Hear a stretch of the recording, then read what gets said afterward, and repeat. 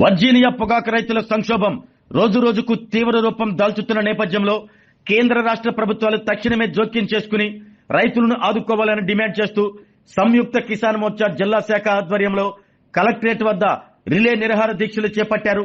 పొగాకు కొనుగోలుకు 1000 కోట్లు కేటాయించాలని రైతులు, రైతు సంఘాల నాయకులు ప్రభుత్వాలను కోరుతున్నారు. ప్రకాశం జిల్లా కలెక్టరేట్ ఎదుట సంయుక్త కిసాన్ మోర్చా జిల్లా శాఖ ఆధ్వర్యంలో వర్జీనియా పొగాకు రైతుల సమస్యల పరిష్కారానికి రిలే నిరాహార దీక్షలు ప్రారంభమయ్యాయి. ఈ నెల 27వ తేదీ వరకు కొనసాగనున్న ఈ దీక్షలను సిపిఎం రాష్ట్ర కార్యదర్శి వి శ్రీనివాసరావు రైతులకు దండలు వేసి ప్రారంభించారు. ఈ సందర్భంగా ఆయన మాట్లాడుతూ దేశానికి అన్నం పెట్టే రైతు నేడు రోడ్డుపైకొచ్చి తన సమస్యలు చెప్పుకోవాల్సిన పరిస్థితి దురదృష్టకరమన్నారు. రైతులు తీవ్ర ఇబ్బందులు ఎదుర్కొంటున్నప్పటికీ ప్రభుత్వాలు స్పందించకపోవటం బాధాకరమని విమర్శించారు. రైతులకు, వ్యాపారులకు ప్రభుత్వం ఎంత ప్రాధాన్యమిస్తుందో ప్రజలకు చెప్పాల్సిన అవసరం ఉందన్నారు. సంయుక్త కిసాన్ మోర్చా జిల్లా కన్వీనర్ చుండూరి రంగారావు మాట్లాడుతూ వర్జీనియా పొగాకు రైతుల పరిస్థితి అత్యంత దయనీయంగా మారింది అన్నారు. రైతులు పండించిన పొగాకుకు సరైన ధర లేక తీవ్ర నష్టాలు చవిచూస్తున్నారని వెంటనే కేంద్ర రాష్ట్ర ప్రభుత్వాలు కలిపి 1000 కోట్లు కేటాయించి పొగాకు కొనుగోళ్లు చేపట్టాలని డిమాండ్ చేశారు. రైతుల న్యాయమైన డిమాండ్లపై ప్రభుత్వాలు స్పందించకపోతే ఉద్యమాన్ని మరింత ఉధృతం చేస్తామంటూ హెచ్చరించారు.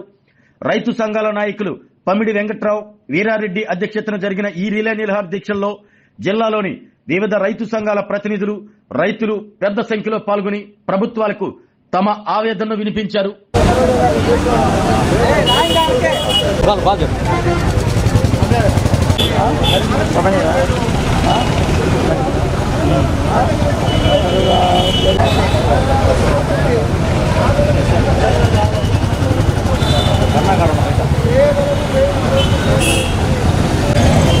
ముఖ్య అతిథి అయినటువంటి శ్రీ వి శ్రీనివాసరావు గారు మాట్లాడే ముందు పమిడి వెంకట్రావుని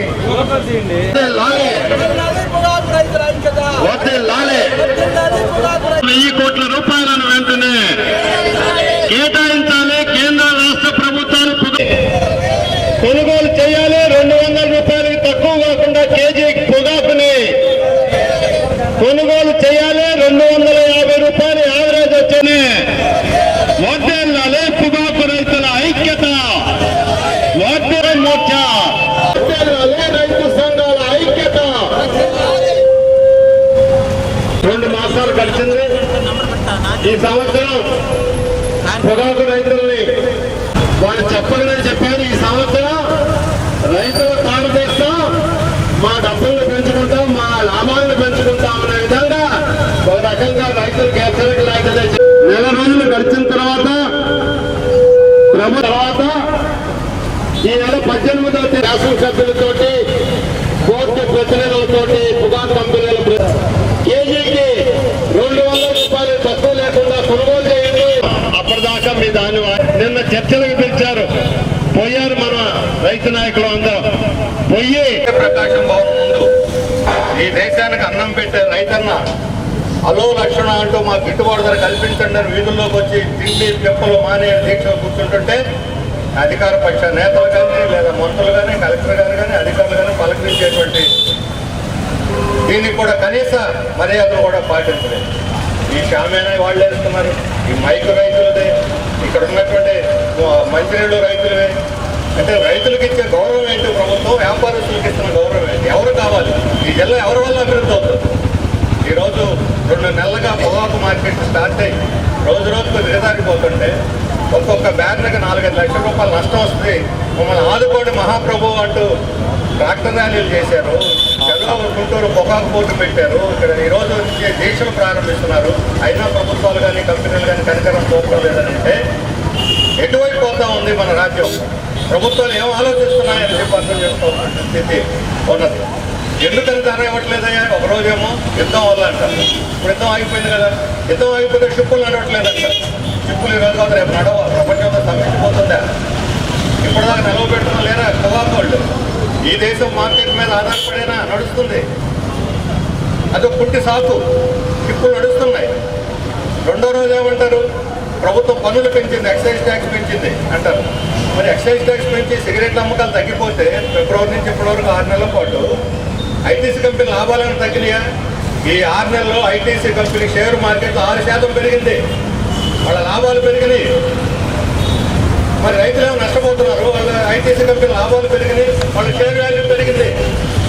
మరి పన్నులు పెరిగి సీరియస్ అమ్ముడు పోకపోతే నష్టం రావాలి, లాభాలు ఎందుకు పెరుగుతున్నాయి? అంటే రైతులను పిప్పి చేసి రక్త మాంసాలు పీల్చి ఐటీసీ కంపెనీ ఈరోజు పెరుగుతూ ఉంది షేర్ మార్కెట్లో. అటువంటి ఐటీసీ కంపెనీ దోపిడీ అరికట్టలేనటువంటి అసహాయమైనటువంటి అసమర్థమైనటువంటి స్థితిలో ఈరోజు ప్రభుత్వాలు ఉన్నాయా అని చెప్పి అడుగుతాం. ఇంకోవైపు రైతులను నిందిస్తున్నారు, మీరు పంట ఎక్కువ వేశారు, వద్దంటే వేస్తున్నారు. ఏమయ్యాలో చెప్పండి, ఏ పంట వేయాలో చెప్పండి, ఏ పంట గిట్టుబాటు ధర ఇస్తామో చెప్పండి. ఇప్పుడే అడిగారు నన్ను విలేకరులు, 200 రూపాయలు ఇస్తామన్నారు కదా ముఖ్యమంత్రి గారు, ఇంకెందుకు ఆందోళన చేస్తున్నారని. పొగాకు ప్లాట్ఫారం పోయి చూడండి. 19వ తేదీ ఇక్కడ ట్రాక్టర్ ర్యాలీ జరుగుతుంటే 18వ తేదీన మీటింగ్ పెట్టి ప్రకటించారు ముఖ్యమంత్రి గారు రైతులను రాబోతుందని చెప్పడానికి. మీ సమస్య పరిష్కారం అయింది, అయినా తొండవ వచ్చారు. 200 రూపాయలు ఈ వారం రోజుల్లో 160 దిగజారిపోయింది. నో బిట్స్ అని చెప్పి ఆర్గనైజ్ చేశారు. 35%, 40% నో బిట్స్ కొనసాగుతూనే ఉన్నాయి. ఇప్పుడే నన్ను ప్లాట్ఫారం 2కి వెళ్ళి ఒంగోలు 2కి వెళ్ళి కూడా చూసి వచ్చాను. అక్కడ ఏడుస్తూ ఉన్నారు రైతులు, గదిలేక అమ్ముకుంటున్నామని చెప్పి చెబుతా ఉన్నారు. కూలీలకు ఇవ్వాలి, లేకపోతే టోకన్లకు ఇవ్వాలి, ఏదో ఒకటి చేయాలి. కాబట్టి ఎంతో కొంత అమ్ముకోవడానికి విధులైనటువంటి పరిస్థితుల్లో, ఖచ్చితమైన పరిస్థితుల్లో వచ్చి అమ్ముకోవాల్సి వస్తుందని చెప్పని వాపోతున్నారు. అక్కడ పొగాకు రైతులు రోడ్డెక్కి గిట్టుబాటు ధర కోసం ఆందోళన చేస్తున్నా ప్రభుత్వం కనీస స్పందన లేదు. ఒంగోలులో ట్రాక్టర్ ర్యాలీ ప్రకటించిన తర్వాత ముఖ్యమంత్రి గారు 200 రూపాయలు తక్కువ కాకుండా నో బిడ్లు లేకుండా కొనుగోలు చేయాలని చెప్పిన తర్వాత ఈ వారం రోజుల్లో రేటు తగ్గింది, నో బిడ్లు కూడా కొనసాగుతూ ఉన్నాయి.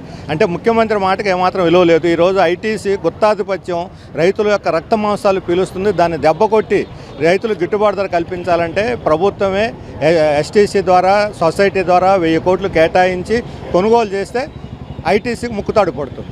పోటీగా గుత్తాధిపత్యాన్ని దెబ్బ కొట్టేదానికి ప్రభుత్వం రంగంలో దెక్కపోకుండా, డబ్బులు కేటాయించకుండా ప్రకటనలు చేసినంత మాత్రం ఒరిగేదేమీ లేదు. మాటలు రైతులకును, చేతలు ఐటీసీకి తోడ్పడతాయి.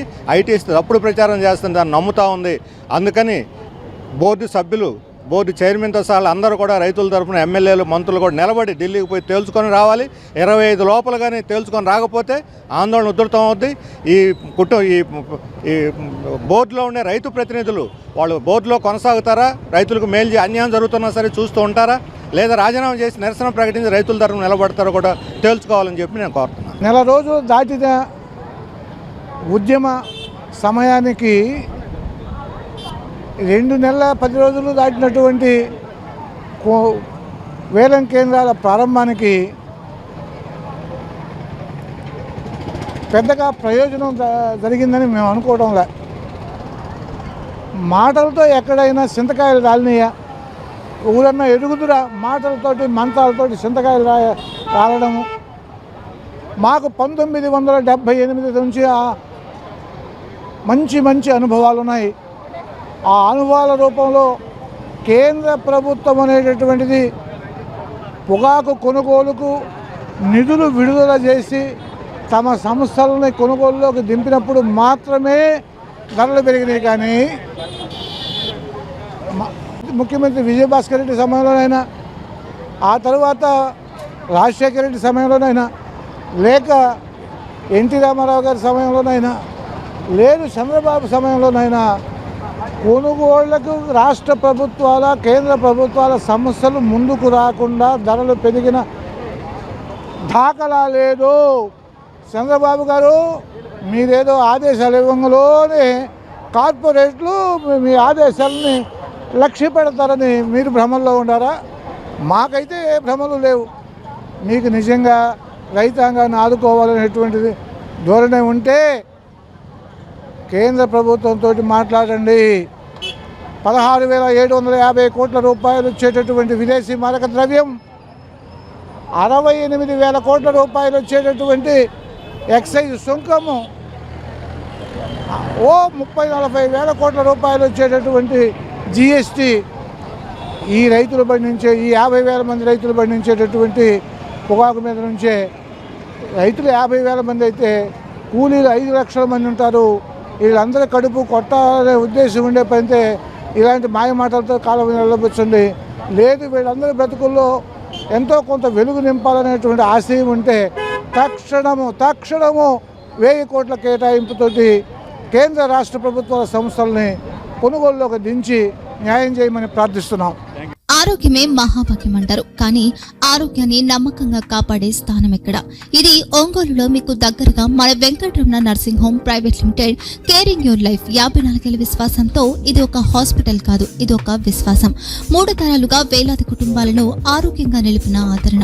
మా నిపుణుల వైద్య బృందం మా దగ్గర అనుభవం కలిగిన బృందంలో అందించే సేవలు neuro surgery, general medicine, diabetes, pulmonologist, general surgery, ophthalmology, urology, orthopedic, ENT, pediatrics, dental surgery, anesthesiology, gynaecology, cardiology, emergency మరియు క్రిటికల్ కేర్. ఒంగోలులో ఆరోగ్యానికి ఒక కొత్త శకం ప్రారంభమవుతుంది. వెంకటరమణ ఐ హాస్పిటల్ ప్రారంభించబడింది. కంటి ఆరోగ్యానికి ప్రత్యేక పరిష్కారంగా ప్రభుత్వ ఉద్యోగులు, రిటైర్డ్ ఉద్యోగులు మరియు వారి కుటుంబ సభ్యుల కోసం EHS ద్వారా వైద్యం, క్యాష్లెస్ సేవలు, Medi Assist, Star, GHPL, Aditya Birla, Bajaj Allianz మరియు ఇతర ప్రముఖ హెల్త్ స్కీమ్లు అందుబాటులో ఉన్నాయి. ఆరోగ్యశ్రీ, డాక్టర్ NTR వైద్య సేవా నిధి అందుబాటులో ఉన్నాయి. చిరునామా RTC బస్టాండ్ ఎదురుగా, Kurnool road, Ongole. Phone number 08592282623, cell number 9100679099, eye hospital number 9866484770, website www.venkatramananursinghome.com, Facebook www.facebook.com/VKRNH. Venkataramana nursing home, 3 తరాల విశ్వాసం, నూతనతతో కూడిన సేవ. మేము కేవలం చికిత్స చేయము, మేము శ్రద్ధ వహిస్తాం, పరిరక్షిస్తాం. సేవ చేయడం మాకు ధ్యేయం.